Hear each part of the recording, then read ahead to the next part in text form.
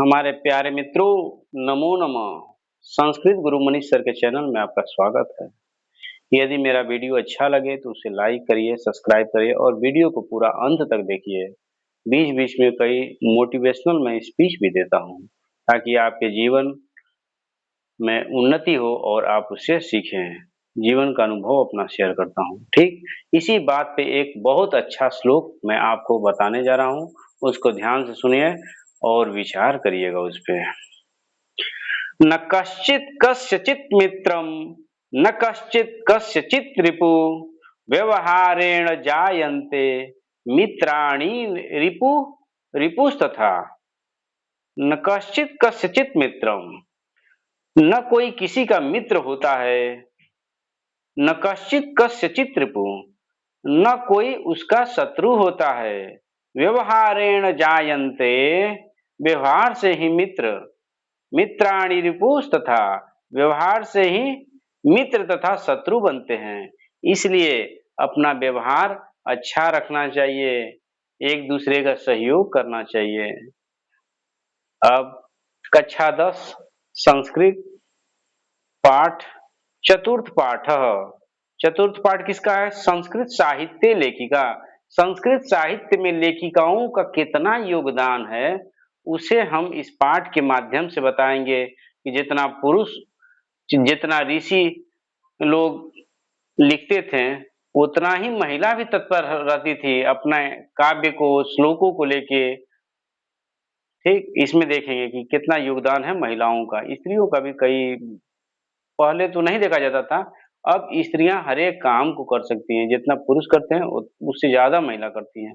ठीक, चलिए इस कहानी को अच्छे से सुनेंगे, अच्छे से देखेंगे और अभ्यास करेंगे। अभ्यास करने से आगे मनुष्य बढ़ता है और पढ़ने आ जाएगा। ठीक है, चलिए। संस्कृत साहित्य लेखिका, संस्कृत साहित्य की लेखिकाएं समाजस्य यानम पुरुषे नारीभिश्च चलती। समाज रूपी जो यान है, ये गाड़ी जो है पुरुष और महिलाओं से ही चलता है।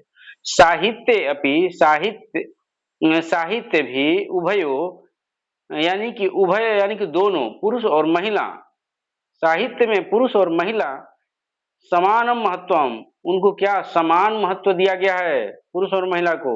अधुना सर्वभाषासु साहित्य रचनायां स्त्रियो अपि तत्परा सन्ति यशश्च लभन्ते।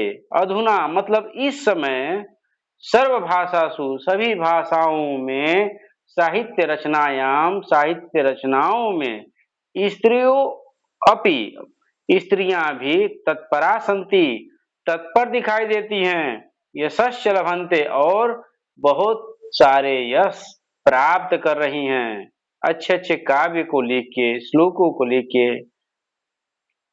ठीक है, आगे देखिए।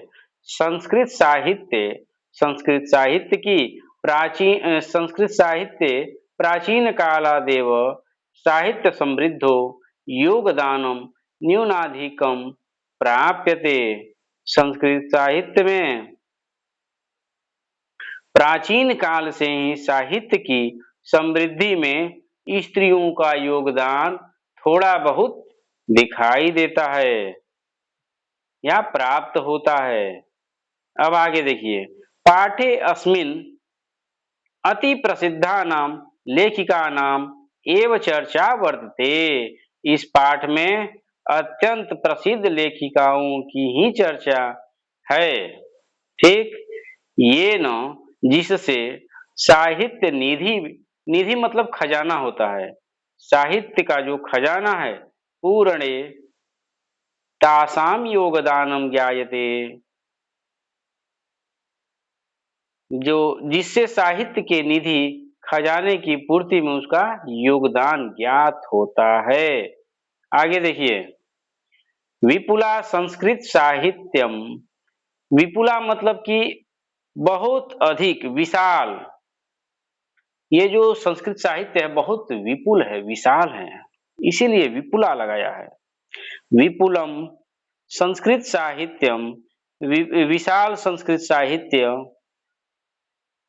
विभिन्न कवि भी, विभिन्न कवियों तथा शास्त्रकारश्च शास्त्रकारों द्वारा संवर्धितः या संवर्धितम समृद्ध किया गया है।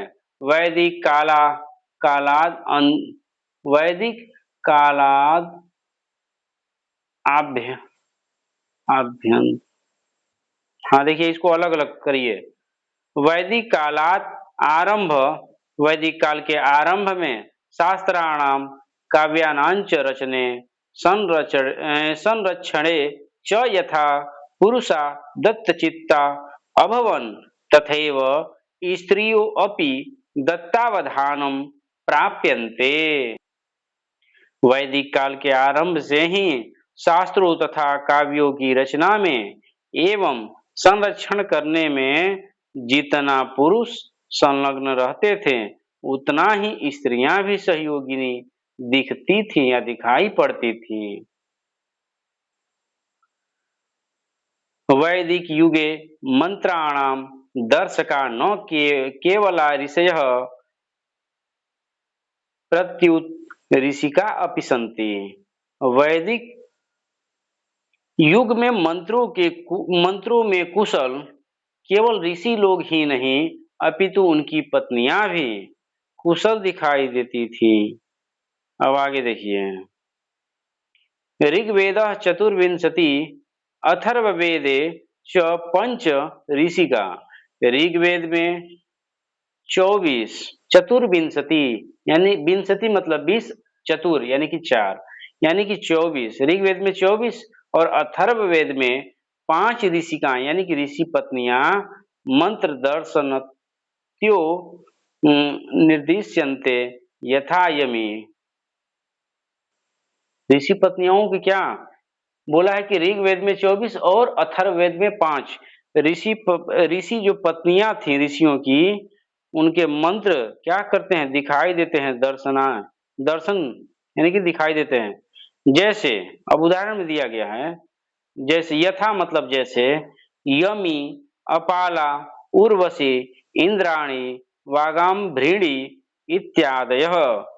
यमी अपाला उर्वशी इंद्राणी वागाम्भृणी आदि निर्देशित हैं। इनको क्या किया गया है बताया गया है।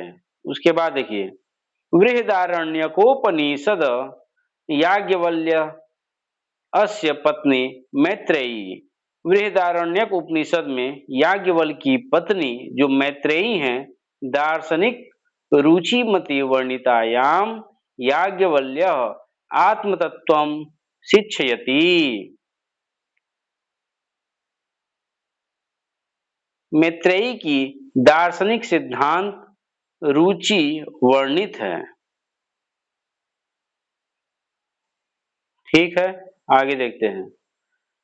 जनकस्य सभायां शास्त्रार्थ कुशला गार्गी वा वाशक्नवी तिष्ठति स्म। जिसमें याज्ञवल्क्य के आत्मज्ञान की शिक्षा मिलती है। जनक की राजसभा में शास्त्रार्थ में कुशल गार्गी जैसी वक्त्री रहती थी। अब आगे देखिए महाभारते अपि महाभारत में भी जीवन पर्यंत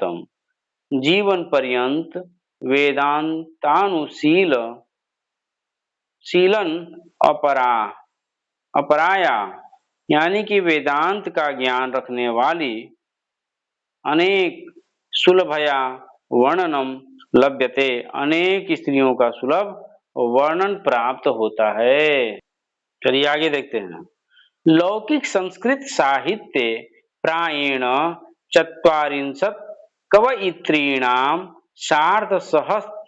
सार्धशतम यानी कि 150 पद्यानि स्फुट रूपेण इतस्ततो लभ्यन्ते। लौकिक संस्कृत साहित्य में प्रायः 40 कवयित्रियों के 150 पद स्पष्ट रूप से इधर उधर से पाए जाते हैं या प्राप्त होते हैं। तासु उनमें विजयांका प्रथम कल्पा वर्तते। उसमें विजयांका का प्रथम कल्प है। साच श्याम वर्ण और वह श्याम वर्ण यानी कि सांवली थी। पदेन अनेन स्फुटित भवति, जो इस पद में स्फुट होता है। एक विजयांका का पद इसमें लिखा गया है, देखते हैं। नीलोत्पल दल श्यामम विजयांका मैं जानता, वृथेव दंडिना प्रोक्ता सर्वशुक्लाम सरस्वती। इसमें विजयांका का क्या करते हैं, वर्णन करते हैं। वो सांवली है फिर भी क्या बोलते हैं, सरस्वती यानी कि सर्वशुक्लाम यानी कि सफेद। उनको यानी कि थोड़ा सा मोटिवेशनल करते हैं लग रहा है। नील, अब इसके अर्थ को देखते हैं। नीलोत्पल दल श्यामम, नीले कमल के समान श्याम वर्ण यानी कि सांवली।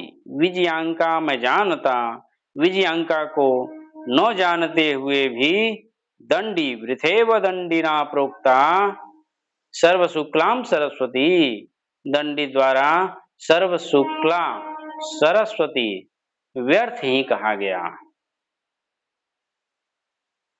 तस्या काला अष्टम शतकम अति अनुमीयते। जो विजयांका का समय है, उनका समय कब बताया गया है, 8वीं शताब्दी में अनुमानित है। चालुक्य वंशस्य चंद्रादित्यस्य राज्ञी विजय भट्टारिकैव विजयांका इति बहु मन्यते। ऐसा अनेक विद्वानों द्वारा माना गया है कि चालुक्य वंश के राजा चंद्रादि की रानी विजय भट्टारिक ही विजयांका थे। किंच शीला भट्टारिका देवकुमारिका रामभद्रांबा प्रभृतयो दक्षिण भारतीया संस्कृत लेखिका स्वस्फुट पद्ये प्रसिद्ध। कुछ और शीला भट्टारिका, देवकुमारिका, रामभद्रांबा आदि दक्षिण भारतीय संस्कृत लेखिकाओं के अपने स्पष्ट पद्य सिद्ध हैं। ठीक है।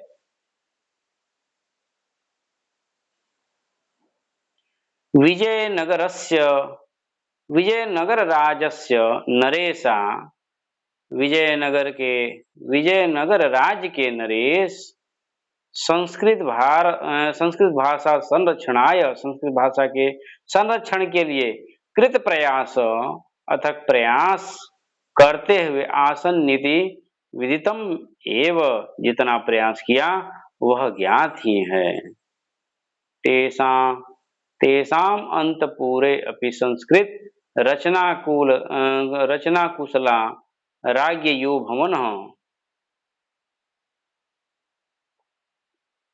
उसके बाद देखते हैं आगे क्या लिखा हुआ है। चलिए आगे देखते हैं। उनके अंतःपुर में भी संस्कृत रचना की कुशल रानियां हुई। कंपड़रायस्य चतुर्दश शतकम राज्ञी गंगादेवी मधुरा विजयम इति महाकाव्यम। कंपड़राय की जो पत्नी गंगा देवी हैं, वो 14वीं शताब्दी में चतुर्दश शतकम यानी कि 14वीं शताब्दी में मधुरा विजयम महाकाव्य अपने स्वामी के स्वस्वामिनो विजय घट्ट नाम आश्रित्या रचयत। मधुरा विजयम नामक महाकाव्य की रचना अपने स्वामी के विजय घट आश्रम में की। तत्रालंकाराणाम सन्निवेशः आवर्जको वर्तते, उसमें अलंकारों का आकर्षण प्रयोग हुआ। तस्मिन्नेव राज्ञे षोडश शतके शासनम कुर्वतः अच्युतरायस्य राज्ञी तिरुमलाम्बा वरदाम्बिका परिणय नामकं प्रौढ़ं चंपू काव्यम अरचयत।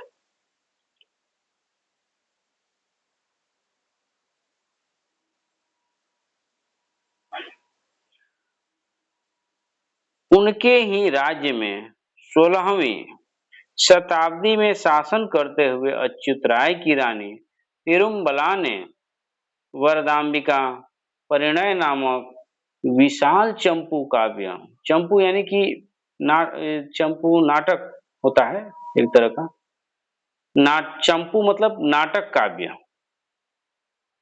चंपू काव्य की रचना की। ठीक है। तत्र संस्कृत गद्यस्य छठा समस्त पदावल्या ललित पद विन्यासेन च अतीव शोभते। वहां उसमें संस्कृत गद्य की छठा और समस्त सुंदर पद लालित्य। आगे देखा जाए, संस्कृत साहित्य प्रयुक्तम दीर्घतमम समस्त पदम अपि तत्रैव लभ्यते। संस्कृत साहित्य में समस्त दीर्घ पदों का भी प्रयोग उसी में ही प्राप्त हुआ है।